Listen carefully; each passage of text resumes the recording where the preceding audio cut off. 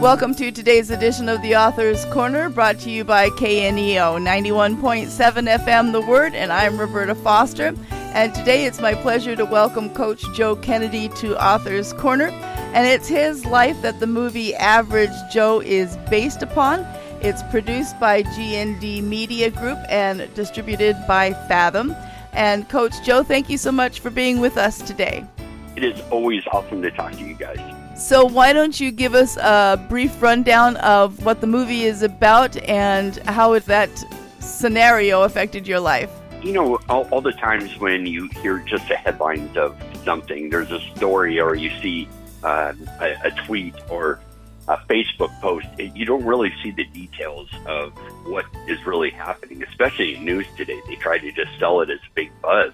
So what we wanted to do was really tell the story about who Coach Kennedy is, who his wife, where did they come from, how did they get to this point, and to see how God interweaved our lives together throughout our childhood and all the way to adulthood, and how he prepped us to be fighters and to be able to stand up and be strong when we really needed it to. And so you grew up in a foster home, you were in the military, and so these were obviously a couple of life scenarios that prepared you for taking a stand. Yeah, and I think that's really just an interesting look. It was a prep for me, and I wouldn't change a single thing. All the bad things that I went through when I was a kid, I had no idea at the time, but that did make me stronger, and it developed me into who I am today. And I wouldn't be here today if any one of those steps weren't. So it's amazing that no matter what you go through and the trials and pain and suffering you do as you're growing up, it's the way you finish, I think, is the important thing, and to keep your eyes going forward. I didn't coin the phrase, but somebody has said God never wastes a trial. And so obviously he uses these things in our life to prepare us for other things that are coming our way. And so you went through the military as a Marine veteran, and you became a high school varsity football coach. And how long were you a coach before the Lord impressed upon you about kneeling at the 50-yard line? It was actually right at the beginning when they asked me to coach. I went to the interview, and they offered me the job right after the interview. And I said, give me the weekend to think about it. I don't know anything ball. I really didn't want to coach. I just got out of the military. I was starting my new life, had a new bride, new family. So I really wanted to be focused on them. But in the middle of the night, that weekend, the movie Facing the Giants came on from the Kendrick brothers. Yes. Oh, I tell you, it dropped me to my knees. I'm sobbing in a pool just on my living room floor. And it was like the hand of God reached into the TV and just squeezed my heart. And it was the first time I heard my calling. And I said, right there, Lord, I hear you, and I will answer that call. So Monday morning, I started, and when I was on the living room floor, that's when I made my commitment. Just like in the movie, that was where I got it from. And Lord, I'm going to give you the glory after every game, win or lose. And that's how that all started. Wow, that's a great tribute to the Facing the Giants movie. Okay, so one of the things that you shared with me offline is that, the 50-yard line's a very public place. And so after everything else was done, you knelt there and gave God the glory. Were you ever tempted to do it less publicly, to give God the glory maybe on the sideline or right in front of the team's bench or something like that? Yeah, and I thought about that a lot over the years, and especially when we started going through the trial with the school district, and they were, deposing me, and they said, "Why couldn't you do it, right on the sidelines on the 50-yard line? Why did it have to be in the middle of the field?" And I said, "It didn't have to be in the middle of the field. That's where I'm standing when the game is over, and I turn around and face the scoreboard while my guys are headed to go do the fight song. I have a moment, take that moment. I just take a knee and thank God." So it seemed like the place to do it. It was when the school district said, we don't want you to be seen in public praying. That's the part that had the big rub of telling American citizens that they didn't have the right to the free exercise of their constitutional rights. And that, as a Marine, that's what really bothered me and really helped, spur this fight on. And so, am I correct that it was your very first year in which this freedom of religious rights started? No, I was in my 8th football season before anybody even raised an eyebrow. We were halfway through the 8th season, and we had the team come out. The team was inviting the other teams out. So, and that hit and miss. You know how kids are. If you lose by 50 points, you don't want to be thanked anything. And same thing if they win big time, they just want to go celebrate somewhere else.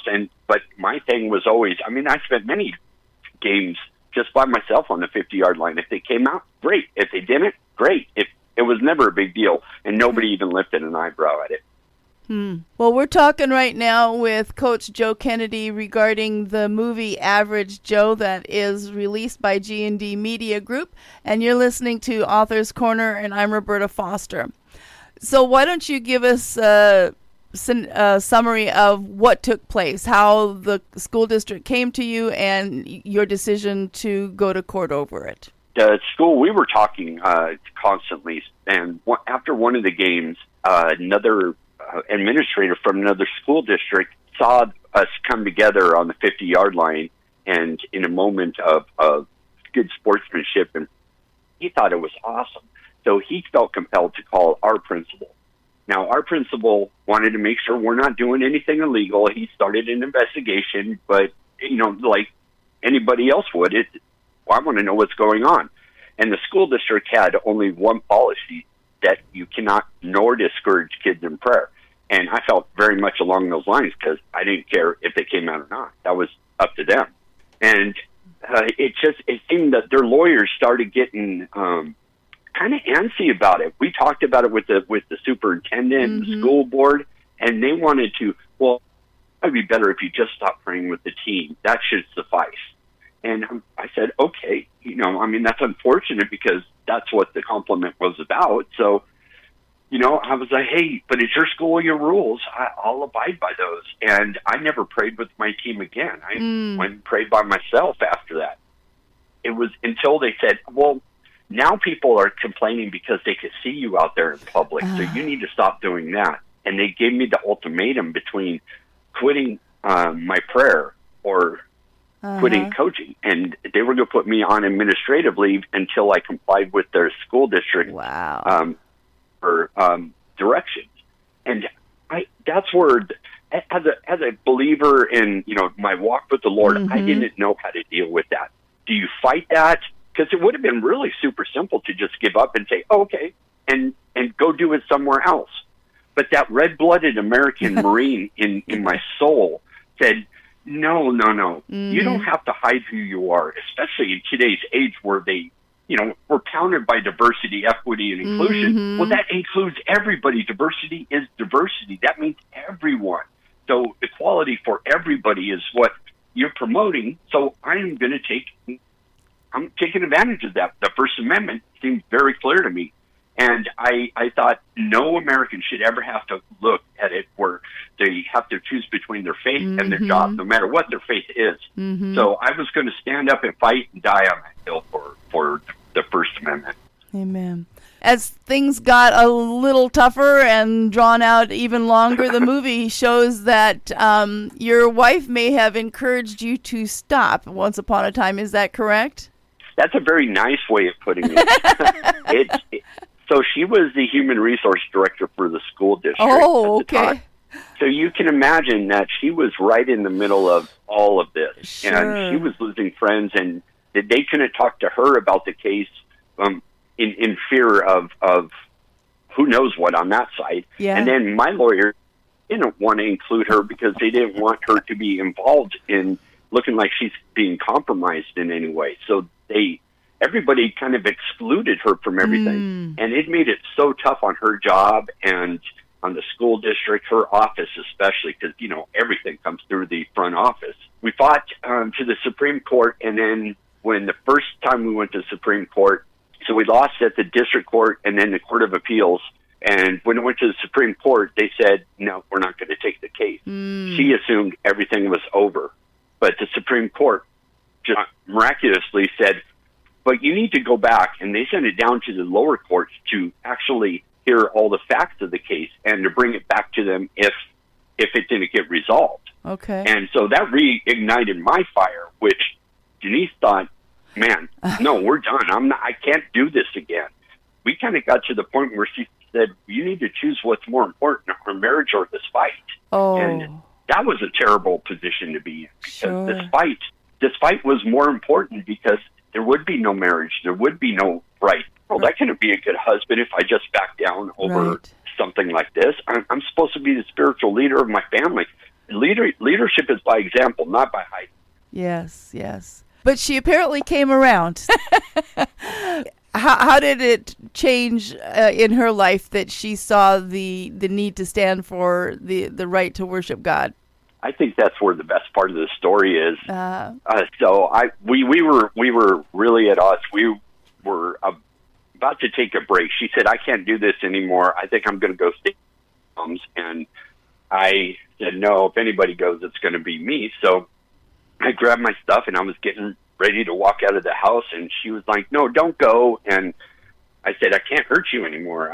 We'll just break for a while. And as I was heading out of my bedroom, I got a text message, and of course, it's the guys, the Kendrick brothers, who did Facing the Giants. Mm-hmm. And they were standing on the 50-yard line where they filmed the movie Facing the Giants, and he just had this encouraging word saying, Coach, I know you and your wife are going through some battles right now. I fell down my stairs, broke my banister, tumbled down to the bottom of the floor. Wife comes running out, and she didn't know what was happening. She thought I had a heart attack. And I handed her the phone, and she hit play on it, and we sat there and we cried in each other's arms for, boy, I guess a good hour. It was like the scales were lifted from her eyes. She understood that this was a God thing. This wasn't a defiant, kid that she grew up with, and you're not going to tell me what to do. But this God was in the center of this. Wow. And instantly, it was like a switch. And we're in the Bible, it says two become one, and then we became one again. And we've been that way ever since, and much stronger for it. Fantastic. The movie is coming out soon. What are you wanting to be accomplished by this movie? I think it's going to hit a couple different levels. I really believe it's going to help anybody who's in a relationship or has been married or is married, and you go through your fights, and it puts it into perspective that God can get you through all of that there is, even at the darkest hours. I hope it inspires kids to see the leadership of that and then be able to stand firm in their faith and in what their convictions are. And hopefully every single American will walk out of the theater and just be inspired. Like, my God, this guy, he was nobody but some punk kid football coach, some Marine. He's nobody. And if he could do this, what can God do with me? And just be available. And hopefully they'll walk out of there when they get out of watching a Rocky movie, you're so pumped up and I want to do something. I want to do something. Really inspire people to make a difference in their house, in their community, and in their homes. Amen. So the movie that we're talking about is called Average Joe, and I've been talking with Coach Joe Kennedy, the person that the movie is about. And we certainly thank Fathom for the opportunity to encourage our listeners to look into the available of this movie coming in October. Coach Joe, it's been a true pleasure talking with you. I look forward to talking to you again. You guys are just awesome, and I want you to be blessed. And to our listeners, thank you for tuning in. And if you missed any part of today's interview or would like to hear it again, you can find it on your favorite podcast platform or through KNEO.org. So join me again next time on Author's Corner. I'm Roberta Foster.